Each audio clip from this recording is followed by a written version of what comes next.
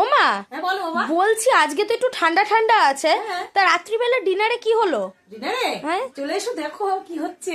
তা কি হচ্ছে দেখাও। এই যে দেখো ও বাবা, এ তো দেখতে পাচ্ছি একেবারে সোনায় সোহাগা। হ্যাঁ খিচুড়ি, একটা তোমার জন্য একটা ডিমের আছে থেকে তোমাকে ডিম দিয়ে দিলাম। হ্যাঁ, আর তার সাথে দেখো পাপড় ভাজা।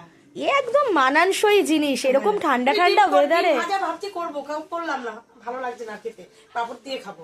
হ্যাঁ, আজকে পাপড় ভাজা খিচুড়ি, তার সঙ্গে তো সবকিছু আছেই।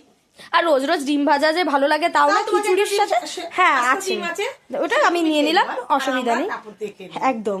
আর একদম মনের কথা মতো তুমি আজকে মানে আজকের রাতের ডিনারটা করেছো। তা ঠিক আছে বন্ধুরা। ঠান্ডা ঠান্ডা আছে না, হ্যাঁ। বৃষ্টি হচ্ছে বা ঠান্ডা ঠান্ডা হচ্ছে, তাই হ্যাঁ, তো করলাম ঠিক আছে আজকে। বন্ধুরা, আপনাদের কাদের কাদের খিচুড়ি পছন্দ অবশ্যই সেটা অবশ্যই জানাতে ভুলবেন না। আর খিচুড়িটা কখন প্রেফার করেন, ডিনারে না লাঞ্চে, সেটাও অবশ্যই জানাতে ভুলবেন না। আজ এইটুকুই, টাটা।